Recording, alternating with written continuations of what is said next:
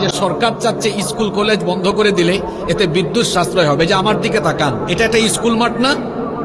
বাস্তবিক উদাহরণ দিই, আমি বাস্তববাদী মানুষ। এখানে একটা ক্লাসরুমে, এখানে যদি স্কুলের কোনো স্যার থাকে না, স্কুলের শিক্ষক আমাকে একটু সহযোগিতা করেন, আপনাদের একটা ক্লাসরুমে কয়টা ফ্যান? আপনারা কি এলাকার যারা জবাব দিয়েছেন? একটা? হ্যাঁ, আরো বেশি? 4টা? ওকে, তুমি মনে হয় স্কুলের ছাত্র, তাই না? ঠিক আছে, সে বলেছে স্কুলের ছাত্র। এই স্কুলের একটা ক্লাসে 4টা ফ্যান। কয়টা ফ্যান? আমার সাথে কথা বলেন, কয়টা?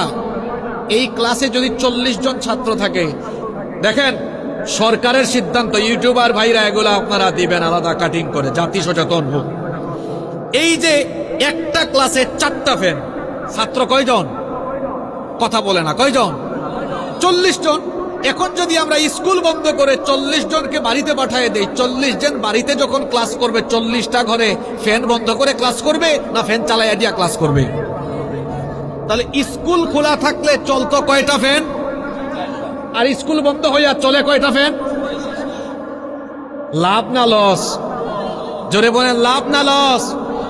অতএব আমরা বলবো, আমাদের ছোট্ট সোনামণিদের, আমাদের ছেলে মেয়েদের কেরিয়ার, ভবিষ্যৎ নষ্ট করে দেওয়ার এমন সিদ্ধান্ত নিবেন না। আমরা চাই আমাদের সন্তানরা অফলাইনে সরাসরি ক্যাম্পাসে গিয়ে পড়াশোনা করুক। আপনারা একমত না দ্বিমত? করোনার ক্ষতি এখনো আমরা কাটাইয়া উঠতে পারি নাই। আমাদের কাছে অনেকে আসে, এসে বলে হুজুর খুব সমস্যায় আছি। কি সমস্যা? বাচ্চা খালি মোবাইল নিতে চায়, গেমসে আসক্ত, অনলাইন গেমস। আগে তো জুয়া খেলা হইতো বাঁশ ঝাড়ের চিপায় চাপায়, আর এখন তরুণরা, কিশোররা মোবাইলে অনলাইনে জুয়া খেলে। ঠিক না বে ঠিক? আমরা আমাদের বাচ্চাদেরকে নষ্ট হতে দিব না। সরকারের শুভবুদ্ধির উদয় হোক। আমরা বলবো এমন আত্মঘাতী সিদ্ধান্ত নেওয়া থেকে আপনারা বিরত থাকুন। আল্লাহ তাদেরকে বুঝার তৌফিক দান করুন।